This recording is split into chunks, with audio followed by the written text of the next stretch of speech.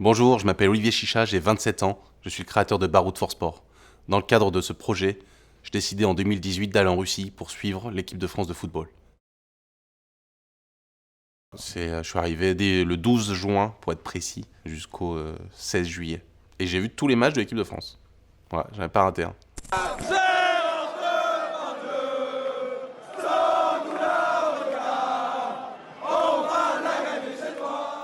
Je m'étais fixé de suivre la France jusqu'au bout du tournoi, et puis avec un peu de chance, on a été jusqu'au bout.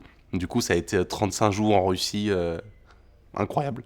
Quand on est arrivé, je suis arrivé avec ma copine en Russie, on était tous les deux, on connaissait strictement personne. Et en fait, ce qui s'est passé, c'est que dès qu'on a rencontré un Français, on s'est posé avec lui, on lui a dit, bah écoute, créons un groupe WhatsApp, où dès qu'on va voir des Français, on va les ajouter pour essayer de partager quelque chose, parce qu'on est quand même en Russie, c'est un événement majeur. C'est mieux que d'être tout seul dans sa chambre d'hôtel avec des gens qu'on ne connaît pas. Voilà. Et c'est ce qui s'est passé à peu près pour tous les matchs. Jusqu'à la fin, ce groupe WhatsApp a grossi, jusqu'à atteindre 200, 300 personnes vraiment qui étaient dessus. Et j'ai ce souvenir qui me vient juste avant le match de l'Uruguay. Tous les Français, toute la journée, on les ajoutait sur le groupe WhatsApp. On dit attendez, vous êtes seuls, vous êtes deux, vous êtes trois. Venez avec nous, ce soir on sera sur la rue principale. Les Uruguayens ont prévu quelque chose. Prévoyons quelque chose à côté d'eux et faisons la fête tous ensemble. Et je pense que c'est une des rares fois où on arrivait à tenir la dragée haute aux autres nations, notamment d'Amérique du Sud.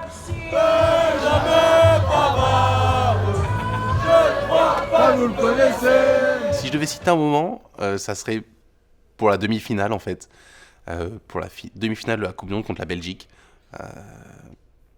En fait, on gagne 1-0, le match est assez dur, deuxième mi-temps, les Belges poussent. Mais en fait, dans les derniers instants, on se dit, ça y est, on se regarde avec les amis. Et on se dit, ça y est, on va y être, quoi. On va aller à Moscou, on va aller jouer la finale de la Coupe du Monde. Et en fait, de se dire ça, je trouve que c'est... J'en ai encore des frissons quand j'en parle. Parce que je pense que j'aurai des frissons toute ma vie, tellement c'était incroyable. Ton plus grand rêve, il va se réaliser. Tu vas être en finale de la Coupe du Monde.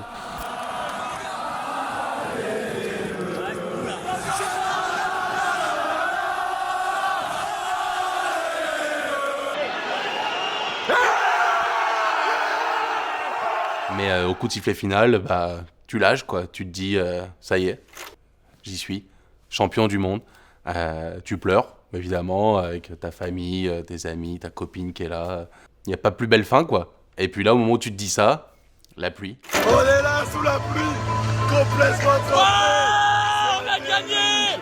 On est champions, les gars. En fait, tu la sens même plus, la pluie. Tu es là, tu fais la fête, t'es trempé. Mais tu te dis, j'ai fait tout ça, je vais pas... Enfin, tu te le dis même pas, en fait. Tu restes sous la pluie, tu te poses pas de questions, tout simplement. C'était mon rêve, et du coup, il n'y a pas de...